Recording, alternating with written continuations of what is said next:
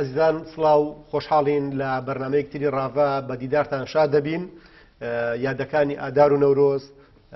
گەڕانەوەیەک بۆ 28 ساڵ حکومڕانی کوردی و کوردستانی تەوەری بەرنامەکەمانە بە میوانداری زۆر بەڕێز دکتۆر ئاری عەبدوڵڵا بەرپرسی لیژنەی ناوچەی ناوەندە ئاکادیمیەکان. دکتۆر ئاری بەخێر بێت و خۆشحاڵین. دکتۆر ئێمە لە دەمی ڕاپەڕی ناین و مانگی ئازار بۆ ناسراوە کە مانگی ڕەش و گەشی کووردە. پێم خۆشە سەرەتای بەرنامەکە بۆ دەست پێ بکەین کە بۆ خۆت بۆ میادە چیت هەیە.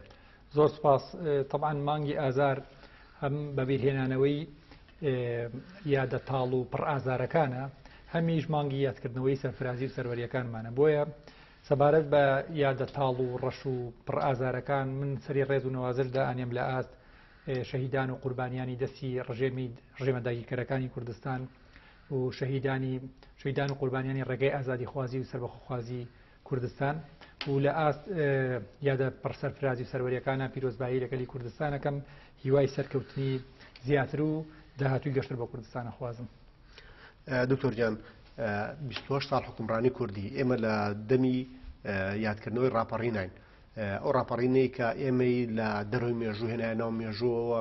و بایەخ و گرنگیەکی زۆری هەیە. خوێندنەوەی تۆ بۆ 28 ساڵ حکومڕانی کوردی بە تایبەتی پێم خۆشە جەنابەت وەکو ڕۆشنبیرێک وەکو کەسێک کە لە چوارچێوەی کاری سیاسیە کارەکەیت، خوێندنەوەی بابەتیانەی دکتۆر ئاری بۆ 28 ساڵی حکومڕانی کوردی چییە؟ چونکە بەڕاستی ئەوەی کە لە ماوەکانی ڕابردووە ئێمە زۆر جەبەری کەوتوین بەشێک لە هێز و سیاسیەکان، بەشێک لە بەناو ڕۆشنبیرەکان، بەشێک لە کارکتەرانەی کە لە ناو میدیاوە زۆرجار و ڕۆشنبیر خۆیمان پێ ناسێنن. یعنی خوێندنەوەی سیر و سەمەریان هەیە بۆی کە بۆ 28 ساڵ حکومڕانی کوردی خوێندنەوەی دکتۆر ئاری بۆ 28 ساڵ حکومڕانی کوردی چۆنە؟ سپاس. طبعا ڕاپەڕین ئەتوانین بڵین ئەگەر پێناسی بکەین، پێناسێکی گشتگیر، ئەڵقەی گرێدانی نێوان دوو قۆناغە، قۆناغی پێش ڕاپەڕین، قۆناغی تاریخی، قۆناغی داگیرکاری، قۆناغی ئەو لەو قۆناغی کە باشووری کوردستان لە ژێر هەیمەنە و لە ژێر دەسەڵاتی ڕژێمی داگیرکەری بەعسا بوو، قۆناغێک بوو کە بەوە ناسرابەوە کە کورد بەردەوام لە ژێر ستەم و ئاگر و ئاستن و دەسەڵاتی تاریکپەرست و شۆڤێنی بەعسا بوو، قۆناغی کۆمەڵکوژی و جینۆسایدکردنی کورد بوو، قۆناغی ئەنفال و کیمیا بارانکردنی کوردستان بوو. بەڵام ڕاپەڕین ئەڵقەیەکە بۆ گرێدانی ئەو قۆناغە بە قۆناغی دوای خۆی دەواازەیەکە لێوەی هەنگاومان نابەرە و ئاسۆیەکی ڕوونتر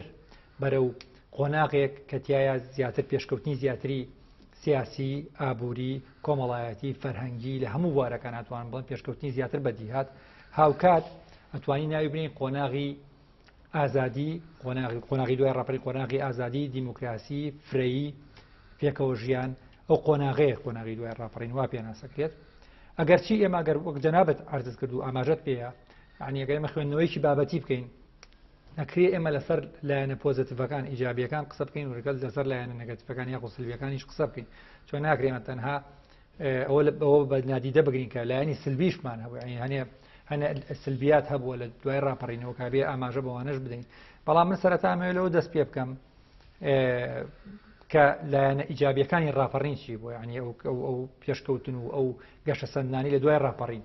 یاخۆ دەتوانین بڵین بەرهەمی دوای ڕاپەڕینە بەدەست هاتووە. پێشەوەی بڕۆمە ئەو بابەتەوە پێم خۆش ئاماژە بۆم کە ڕاپەڕین بە دەر لە هۆکارە بابەتیەکان کە وای کرد ڕاپەڕین بکرێ، هۆکارە خودیەکان، فاکتەرە خودیەکان لە پشت ڕاپەڕینەوە چی بوو. تاعاً بە ڕاپەڕین بەرهەمی ئەتوان بڵێم دوو فاکتەری ئەساسی بوو، سەرەکی بوو. یەکەمیان یەکڕێزی خەڵکی کوردستان بوو، ئەو لە پێش ڕاپەڕینەوە ئامادەسازی و سەمینەسازی کرا بە دروستبوونی بەرەی کوردستانی و هەموو حزبە ئۆپۆزیسیۆنە کوردیەکان، حزبە خەبات گێڕە کوردەکان لە شاخ لەو سەردەما، پارتە سیاسی کوردیەکان هەمووی خۆیان خزە چوارچێوەی بەرەی کوردستانی وەک ئامادەسازیەک بۆ ڕاپەڕین و بەرهەمی خواست و ویستی ئازادی خوازانەی خەڵکی کوردستان بوو. خەڵکی کوردستان تینووی ئازادی بوو بە دەست داگیرکاری ڕژێمی بەعسەوە ئیناڵان، بۆیە خەڵک ویست و خواستی هەبوو بۆ ئازادی، یعنی بەرهەمی ئەم دوو فاکتەرە سەرەکیە بوو. سەبارەت بۆ هەروە ڕاپەڕین درێژراوەی شۆڕشەکانی پێش خۆی بۆ شۆڕشی ئێلول و شۆڕشی گوڵان و زنجیرەبەندی قۆناغەکانی بزاکە ڕزگاری خوازیگەری کوردستان، دوای بڵێن درێژراوەی شۆڕشەکانی پێش خۆی بوو. لەو لایەنە پۆزتیڤەکانی ڕاپەڕین یەکەم شت ئێمە ئەتوان هەنگاونان و بەرەو دیموکراسی ژەڕێی هەڵبژاردننی پەرلەمانەوە دروستکردنی پەرلەمان و حکوومەتی هەرێم بوو و دروستکردنی شتێک بوو بە ناوی قەوارەی جوگرافی هەرێمی کوردستان قوارەیەکی سیاسی بەناوی هەرێمی کوردستان کاتوانم بڵێم ئەم قوارەیە لە ناوچەکەدا بوو بە نمونەیەک بە بەراورد طبعا لەگەڵ وڵاتانی دراوسێ و دەوروبەر بوو بە نمونەیەکی جوانی دیموکراسی و پێکەوەی و پلوراڵ و یعنی نمونەیەکی جوانی حکومڕانی پێشکەش کرد لە ماوەی ئەم 28 ساڵی ڕابردوو ئەگەرچی هەنێک بەریەککەوتنی نێوان حزبەکان لە سەرەتاوە ڕوویدا ئەمە بە چاوپۆشیکردنەوە بەگشتی خوێنەوەیکی گشتگیری بۆ بکەین ئەتوانین بڵین ئێمە نمونەیەکی جوانمان پێشکەش کرد لە ماوەی ئەم 28 ساڵی حکومڕانیە نمونەیەکی جوانمان پێشکەش کردووە لە ئاسایش لە ئارامی ناو هەرێمی کوردستان لە دیموکراسی لە بوونی ڕێکخراوەکانی کۆمەڵگەی مەدەنی لە فرەی لە پێکەوە ژیانی ئاینی و نەتەوەیی و مەذهبی ئەمە هەمووی نمونەیەکی جوان بۆ پێشکەش کراوە. خاڵی دووەم ئەتوانین بڵێن گەشەسەندێکی ئابووری بەرچاو بەدەسات بەرچاو هەبووە لە ناو کوردستانە لە دوای ڕاپەڕینەوە ئێمە توانیمانە تا ڕادەیەک سربەخۆیەکی نیوچە سربەخۆیی ئابووری بەدەستبێنین ئەمە دەستکەوتی دوای ڕاپەڕینە توانیمانە کوردستان بنیاد بنینەوە هەر سیمای شارەکان کاتێ ڕوانینە سیمای شارەکان هەبینین بنیادنانەوەیەکی زۆر لە کوردستان ئاوادانکردنەوەی دێهاتەکان ئەمانە هەمووی بەرهەمی دوای ڕاپەڕینە هەولێر وەک پایتەختێکی نەک تەنها هەرێمە و پایتەختی دەوڵەتێکی گەورە و گەشەسەندوو ئەتوانین تەماشای بکەین لەسەر ئاستی پەروەردە و زانستی ئێمە شتەکان زۆر بەس ئێمە بە کورتی ئەوانەی کە بەرچاون باسیەکەین لەسەر ئاستی پەروەردە و لەسەر لە بواری زانستە ئێمە بەرچاوترین نمونە لە کۆی ئەم کەسە 4 پارێزگایە پارێزگای هەڵبجەوە ئەو کاتە سەردەمە 3 پارێزگا سلێمانی هەولێر و دۆ لە کۆی ئەم 3 پارێزگایە تەنها ئێمە یەک زانکۆمان هەبووە بەڵام لە ئێستا دەیان زانکۆ هەیە لە ناو هەرێمی کوردستانە دەیان پەیمانگە هەیە بۆ فێربوونی زانست و معریفە ئەمەش بەرهەمی دوای ڕاپەڕینە. خاڵێکی تر کرانەوەی زیاتری کوردستانە بەڕووی جیهانە پەیوەندیە دیپلۆماسیەکان لەسەر ئاستی نێودەوڵەتی لەسەر ئاستی هەرێمایەتی گەیشتە ئاستێکی بەرز ئێستا لە کوردستانە لە هەولێری پایتەخت توانین بڵین زیاتر لە 35 وڵات نوێنەرایەتی و قۆنسوڵیەتیان هەیە لە ناو کوردستانە نزیکەی 20 وڵات قۆنسوڵگەریان هەیە لە ناو هەولێرە کوردستان لە بەرامبەریشە هەرێمی کوردستان نوێنەرایەتی خۆی هەیە لە نزیکەی 14 وڵاتە ئەو وڵاتانەش کە نوێنەرایەتیان لە هەرێمی کوردستانەیە و لە بەرامبەر هەرێمی کوردستانی نوێنەرایەتی هەیە لەیان کۆمەڵی وڵاتی زلهێزی تایە وەک ئەمریکا رووسیا بەریتانیا فەرەنسا ئەڵمانیا چینەمانە وڵاتی زلهێزی جیهانن کە ئێمە نوێنەرایەتیمان لای ئەوانەیە ئەوانیش قۆنسوڵیەتیان قۆنسوڵگەریان لە کوردستانە ئەمانە هەمووی ئەو بەتوان بڵێن پانۆرامایەکە کورتەیەکە لەوەی کە لەو پێشکەوتنانی بەدی هاتون لە کوردستان دوای ڕاپەڕینەوە سەبارەت بەلایەنە سلبیەکان وڵات دکتۆر پێم خۆش بوو لەسەر ئەوەی کە ئەو لایەنە ئیجابیانە کە باست کرد چووکە بەڕاستی هەر بۆیە لە سەرتاژ وتم خوێندنەوەیکی بابەتیانە وڵسەنگاندنێکی بابەتیانە بۆ دۆخەکە بکەین لەبەرەوەی کە خەڵکانێکن بەڕاستی ئامرازەکانی ڕایگشتی ئامرازەکانی میدیا خراپ بەکارهێنن بۆی کە ڕایگشتی چاوەشە بکەن ینی من وا تێگەشتم لە خوێندنەوەکە جەنابەت کە ڕاپەڕین توانێتی بەشێکی گەورە لە دەستکەوتەکانی بەرەم بێنێ فعلەن وایە ڕاستە بەتەکید بە دڵنیایەوە لە دوای ڕاپەڕین خۆی ئامانجی سەرەکی ڕاپەڕین ئازادی بۆ گەرەی من باز لە ئامانجی ڕاپەڕین بکەین ئەو بەدی هاتووە یعنی ئێمە ئەو بەشەی باشووری کوردستان کە لە ستەم و داگیرکاری ڕژێمی داگیرکرد دەرباز بووە ئازاد بووە ئازادی و دیموکراسی بەخۆ بینی و بە هەموو کەم کوڕێکانەوە بەڵام بە بەراورد ئێستاشی لەسەر بە بەراورد لەگەڵ ئەو ناوچانی کە دەسەڵاتی ئێستا عێراق حکومەکە ئازادی و دیموکراسی و یەکسانی و مافەکانی مرۆڤ لێرە فراهەمترە کە بەراوردی بکەین بەڵام بۆ ئەوانی تر کە وەکو جەناب ئاماژەت پێ ئەگەر خوێنەوەی بابەتی بکەین بڵێ یعنی ئێمە توانین تەنانەت لە ڕووی ئەوەی کە ئەو ڕاگەیاندانەی کە خودی خۆیان جەناب ئاماژەت پێ وەکو میدیا و ئەوانەیە چی ڕاگەیاندی نووسراو بێ یا بیستراو بێ یا وینراو بێ ئەو ڕاگەیاندی کە خودی خۆیان بە شێوەیەکی ڕەخنە ئامێز باس لە دوای ڕاپەڕینەکەن ئەمە ڕاستی توانم بڵێم جۆرێکەوە لە غەدر ئەیکەن یعنی شێوەیەکی نەعادلانە باس لە قوناخەکانی دوای ڕاپەڕینەکان چونکە ئێمە وتمان لایەنی سلبیشیە بە سلبیاتەکەونە زۆر نییە تۆ بیت لەڕێی ئەو لایەنە سلبیانە لەڕێی دیدگا نەگەتیڤەکانەوە بێ هەموو لایەنە ئیجابیەکان پەردە پۆش بکەیت و پەردەیەکی بیت بەسەردا و بڵێ ئێمە دوای ڕاپەڕین هیچ دەستکەوتێکمان نەبووە دەستکەوت هەبووە ئەمە ئەوەی کە ئێستا باسمان کرد ئەوە بەشێکی ئەتوان بڵێن بەشێکی کەمیشە لە دەستکەوتانی کە بەدەست هاتووە لە دوای ڕاپەڕینەوە زیاتریش جا ئەگەر مەبەستمەوە ئەمە دیوی نەگاتیڤش هەبووە نەگاتیڤیش هەبووە ئەگەر باسی بکەین چکە ئێمە خوێندنەوەیکی بابەتی بکەین واقعیانە لەسەر ئەو بابەتە قسە بکەین یەکێ لەوانە بۆ ئێمە نەمانتوانیەوە کۆمەڵگەی خۆمان بکەین بە کۆمەڵگەیەکی بەرهەمێنە دوای ڕاپەڕین ینی ئەکرا لە ماوەی 28 ساڵی حکومڕانی کوردیە کار بۆ ئەوە بکرێت کە کۆمەڵگەی کوردی کۆمەڵگەیەکی بەرهەمهێن بێ یعنی مەسەڵەن بەلێ شاو دامەتراندنی خەڵک لە حکوومەت ئەم هەموو موچەیە بوونی کەسانێک ئەتوانم بڵێم ئەوەی کە پێوترێ بندیوارە چۆنەمەم زاراوەیەکی جوانیە بەکارێنانی بەڵام کاتێک ئەڵی بندیوار تەنانەت ئەو کەسانەش هەنێک لەوانەی کە فەرمانبەری حکومیشن ئەتوانین هەنێجار بەو شێوەیە پێناسیان بکەین کە ئەمانە هیچ بەرهەمێکیان بەشێکیان هەمویان بەشێکیان هیچ بەرهەمێکیان بۆ حکوومەت و بۆ ئەم کۆمەڵگایانە نەمانتوانی بە ئەم 24 ساڵی حکومڕانی کوردی نەیتوانی و کۆمەڵگەیەکی بەرهەمهێنی هەبێت بەس دوتۆرم ڕخنەیە زیاتر لە دیوە کارژێڕەکەوێت یعنی سەیری بکەیت لە ڕووی ئیدارەدان و کارژێڕیەوە خەوش خەلەل هەیە بەڵام پێم خۆش لەسەرەوە قسە بکەین کە لە ڕووی فرەیی سیاسیەوە و ئەو ئازادی کە جەنابەت باست کرد یعنی ئەگە تەماشا بکەیت تەنها ئێستا تۆ سەیری پێکاتی پەرلەمانی کوردستان بکەیت سێرەکەی بۆ منە پارتی وەکو گەورە هێز 45 کورسی هەیە بە دوای ئەوە یەکێتی نیشتیمانی بزوتنەوەی گۆڕان یەکگرت و کۆمەڵ ئەویتر یعنی فرەیەکی باش هەیە یعنی تۆ هەر تەنها سێری پێکاتی پەرلەمانی کوردستان بکەیت تەنانەت ئەم فرەیە جگە لە ئەحزاب پەڕێتەوە بۆ پێکاتەکانیش بۆ منە لە ناو پەرلەمانی کوردستان تورکمان هەیە مەسیحی هەیە یەزیدی هەیە ئەرمەن هەیە یعنی ئەم خوێنەوە چێ بۆی کە ئەم 28 ساڵەی حکومڕانی کوردی نمونەیەک لە پێکۆژیان نمونەیەک لەوەی کە سنگی یەکتر قوڵکردن لە هەرێمی کوردستان بیناکراوە وەک پێشتر من یەکێ لەو خاڵانەی لە خاڵە ئیجابیەکان کە لە دوای ڕاپەڕین بەدیهات بەدەست هاتووە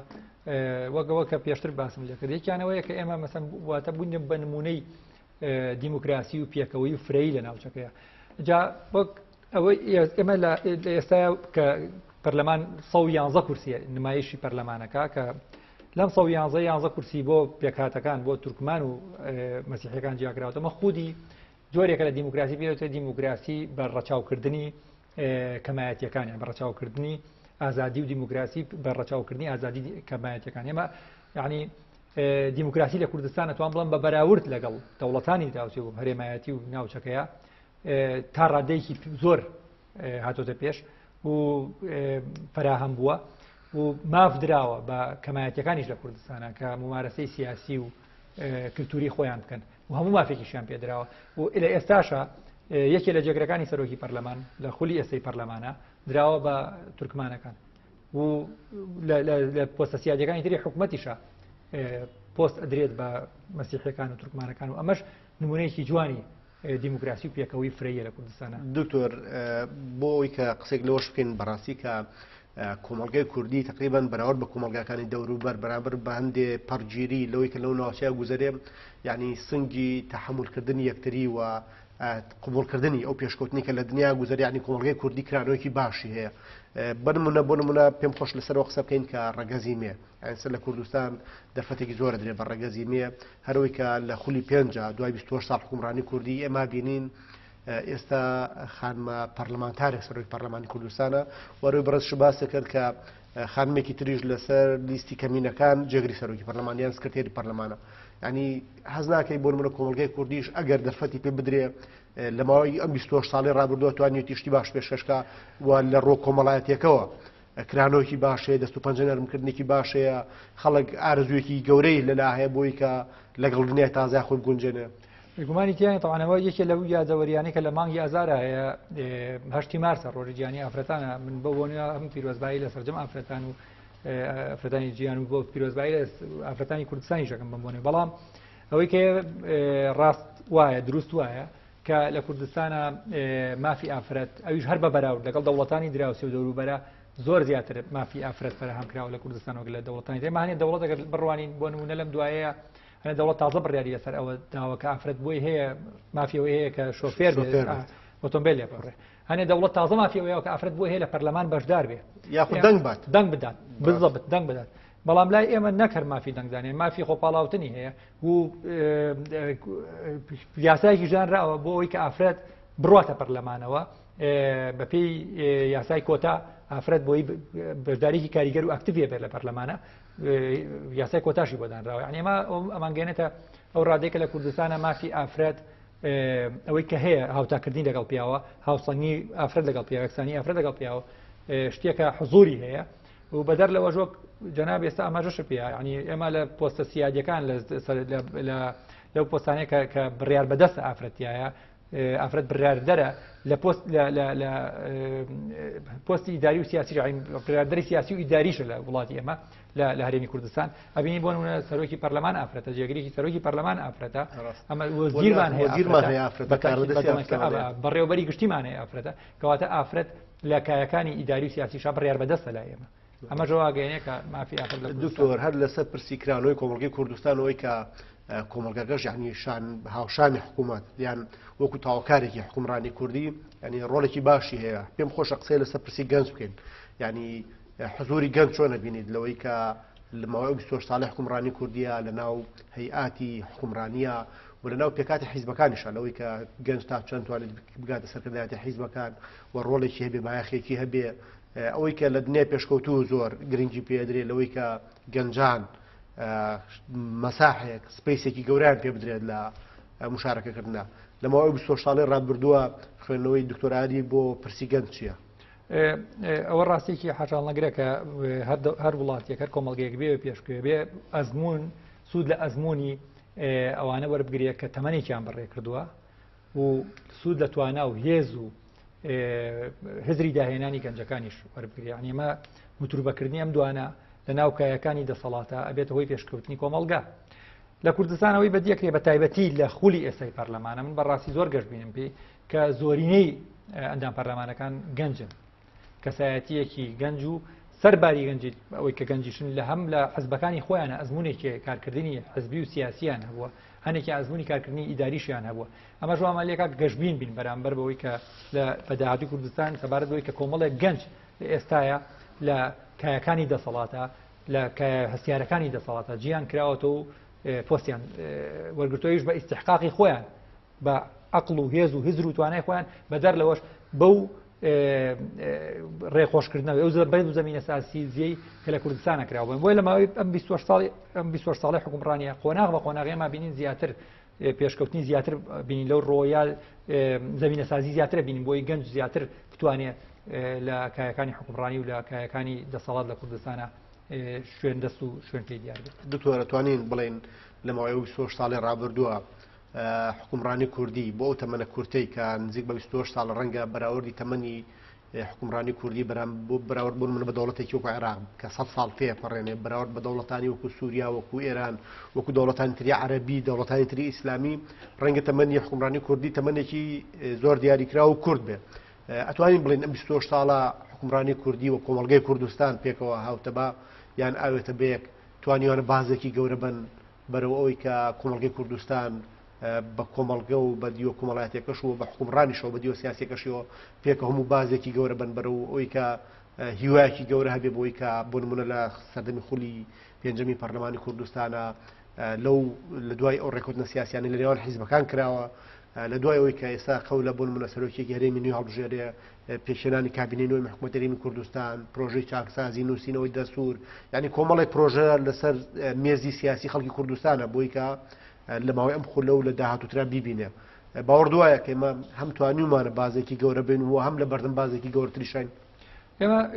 بێگومان لە هەر لە سەرەتای دروستبوونی پێگەنانی کابینەی یەکەمی حکوومەتی هەرێم و لە سەرەتای دروستبوونی ئەم قەوارە جوگرافیە کە ناوی هەرێمی کوردستانە هەر لە سەرەتاوە بربەست و ئاستەنگ زۆر بووە لە بەردەم هەرێمی کوردستانە هەم بربەستەکان سیاسی بوون ئیداری بوون ئابووری بوون سەربازیش بوون بەڵام هەرێمی کوردستان توانیوێتی سەرجەم ئەو بربەستانە تێپەڕێنێت تا ئێستا و بەسەرکەوتویی و توانیوێتی ئەگەر تەنانەت خوێندنەوەی بکەین بەراورد لەگەڵ ئەو دەوڵەتانەی لە دەوروبەرمانە هەیە کە زۆرینەیان فشاری سیاسی و ئابووریە خەنە سەر هەرێمی کوردستان بەداخەوە بە حکومەوەی کە ئێمە شوێنگەی جوگرافی ئەمە وایە کە کوردستان دابەشکراوە لە نێوان چوار دەوڵەتە ئەو دەوڵەتانەی تر کە دراوسێمان هەرێکیان پارچێکی کوردستانی پێوەکەوە لەکاوە این دوجار ئەمە بەڕاشکاوانە بڵێ ئێمە سەراحەتێکە بێ بیدرکێنین کە ئەوانە بەردەوام فشاریان لەسەر کوردستانە و فۆبیایەکیان هەیە بەرامبەر بە هەرێمی کوردستان و پیان باش نییە ئاستی هەرێمی کوردستان بگاتە و ئاستەیەک دەوڵەتێکی هەرچەند کەسەوەکو دەوڵەتی دیفاکتۆ مامەڵی لەگەڵاکرێ ئەوان بەڕاستی پیان خۆش نییە ئەمە بۆیە ئەمە وای کردو بەردەوام فشاریان لەسەر هەرێمی کوردستانە بۆ سەرباری ئەوە ژێمە توانیمانە وەک هەرێمی کوردستان سەرجەم ئەو گوشارانە سەرجەم ئەو بربەستانە تێپەڕێنین و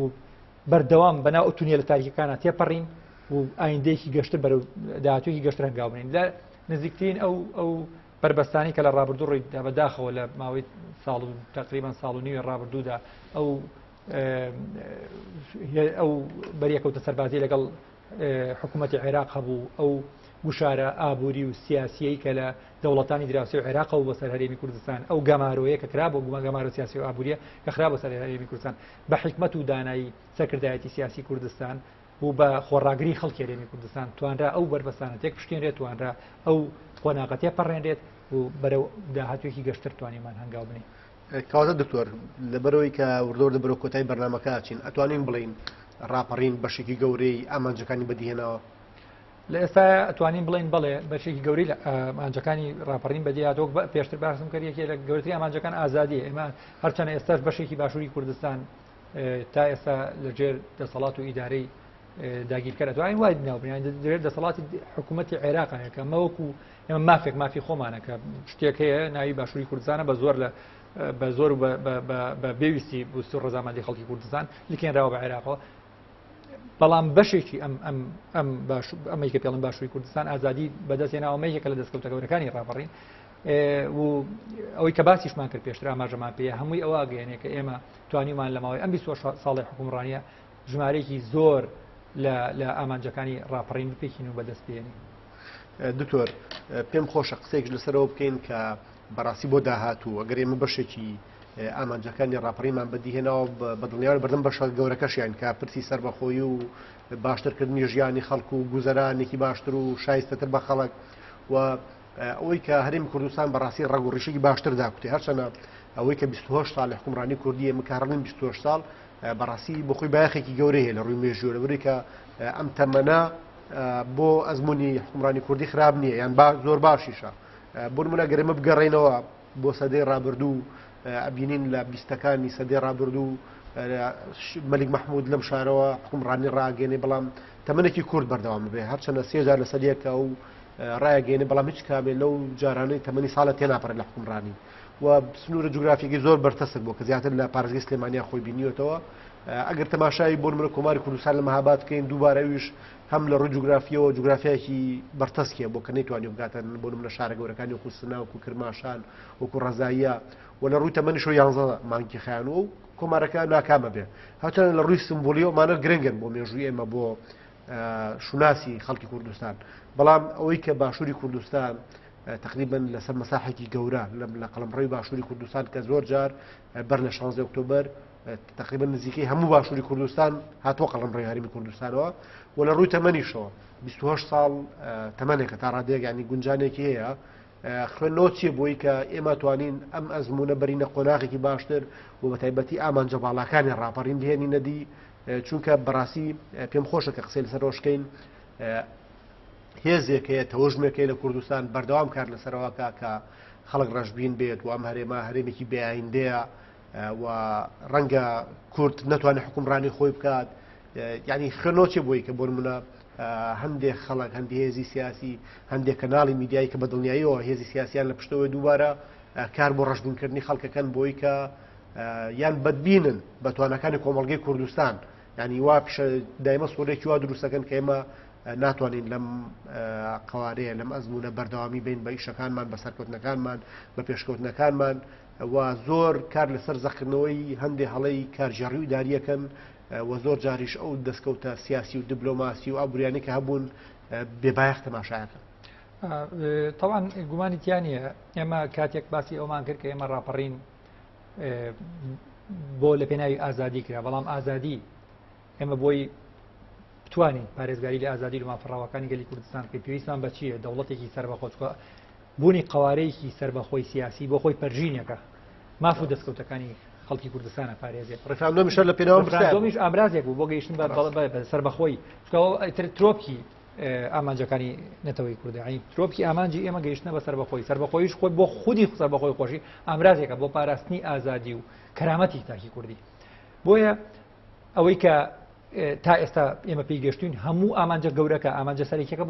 بۆ بەدیهێنانی سەربەخۆیە و ڕفراندۆمی شەر ئامرازێ بۆ گەیشتن بە سەربەخۆی و ئەوەی دوای ڕفراندۆمی ڕوویدا نابێت ئێمە تووشی ڕەشبینی بکات چونکە شتێکی زۆر ئاساییە زۆر گەڕۆی مێژووی گەلان مێژووی نەتەوەکانی تر خوێنینەوە بینین هەموو کات ئەو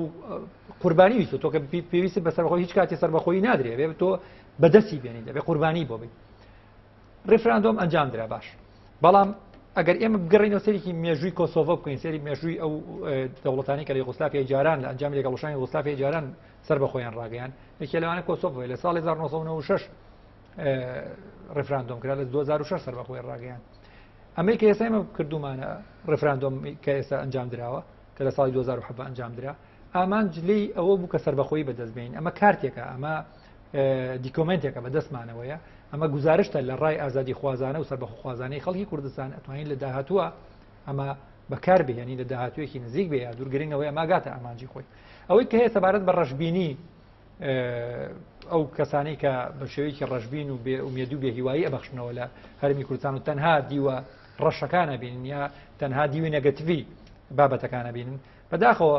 ئەوەی کە تەمان بە خۆشحاڵیەوەی بەدەست هاتووە تا ئێستا لە ڕووی سیاسی و دەڕووی گەشەسەنی سیاسی و کللتوری و لەسەر ئاسی دیبلۆماسی و لەسەر ئەوەی کە دۆزی کورد گەشتۆتە ئاستێکی تر بۆ بە گەمەکارێک کە جاران تەماشاکەر بوو لەسەر ساحی سیاسی ئێستا تەماشاکەری ساحی سیاسی ئێستا کورد خۆی لەسەر ساحەکە گەمەکارێکی سەرەکی ساحی سیاسی بە تایبەتی لە ناوچەکەیە ئەمانە هەمووی دەستکەوتە بەدەساتەوە کەواتە لە دیدگایەکی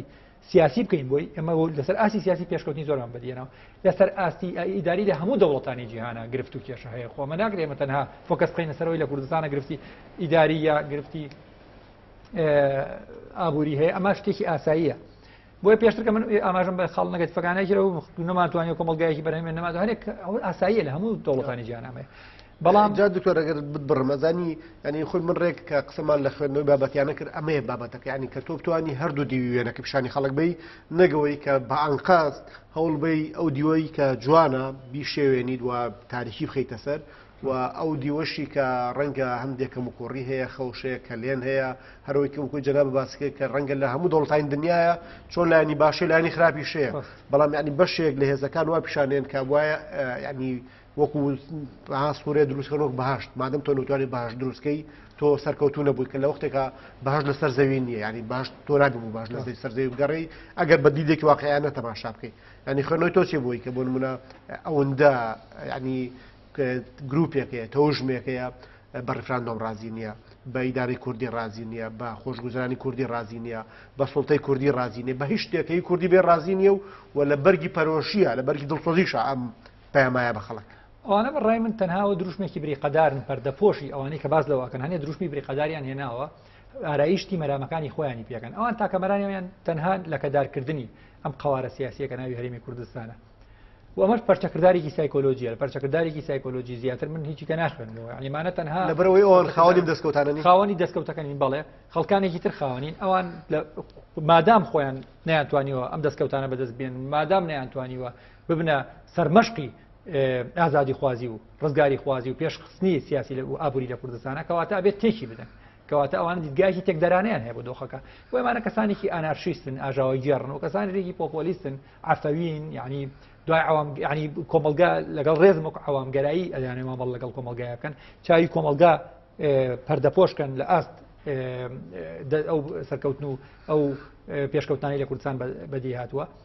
لە دوجاریش کە کاتێک سێری ڕخنەکانی ئەمانە ئەەکەی لێ ئەڕوانیت ئەگەر بە دیدگایەکی بابەتیانە هەڵسەنگاندی بۆ بکەی ئەبینیت کە ئەمانە تەنها ڕخنەیان پێ پرۆژەی بەدیلیان پێ نییە بە هیچ شێوەیەک بۆ نمونە کاتێ ڕخنە ئەگرێت لە دیوێکی لایەنە نەگەتیڤەکانی هەرێمی کوردستان ئەبینی پرۆژەی بەدیلی بێن بۆ نمونە کاتێک ئەوان دژی بە ڕەفراندۆم بوون ئایا پرۆژەی بەدیل چی بوو لە بەرامبەر ئەوەیە ئایا کە باسی بۆ نموناوە کە حکوومەتی هەرێم نەیتوانیوە دوو ئیدارەی چارەسەرکە کارچەنە تا ڕادەیەکی باش پێشۆچوونی باش بەدی هاتووە تا ئێستاە بەراورد لەگەڵ چەند ساڵی ڕابردوو لە ماوەی 24 ساڵی حکومڕانیت توانین بڵین جۆرێک لە ئیدارەیەکی یەکگرتوو لە هەرێمی کوردستان هەیە بە هەموو کەم کوڕێکانەوە بەڵام ئەوان تەنها باز دەواکەن دوو ئیدارەی ئەمە هەیە ئەوە یعنی هیچ پرۆژەیەکی بەدیلی پێشکەش ناکەن تەنها ڕخنە ئەگرن تەنها ڕخنە ئەگرن بێ ئەوی پرۆژەی بەدیلیان پێ بکەواتە ئەمە تەنها نەفەسێکە بارگاویە بە ڕق و قین نەفەسێکە تەنها بارگاویە بە پەرچەکردارێکی سایکۆلۆژی لە بەرامبەر ئەوەی کە خۆیان خاوەنی دەستکەوتەکانی و هیچی تری ناخوێنرێتەوە دکتۆر کاتی وەک تاو لە بەرنامەکە دەست خۆش و سوپاس بۆ ئامادەبوون جەنابەت لە بەرنامەی ڕاڤا زۆر سپاس بۆ ئێوەش دەستی تۆ خۆش بێت دکتۆر ئاری عەبدوڵڵا بەرپرسی لیژنەی ناوچەی ئەکادیمیەکان زۆر سپاس بۆ ئامادەبوونی بەڕێستان لە بەرنامەی ڕاڤا ئازیزان تا ڕاڤەکردنی پرسێکی تر بەخواتان ئەسپێرین و خواتان لەگەڵ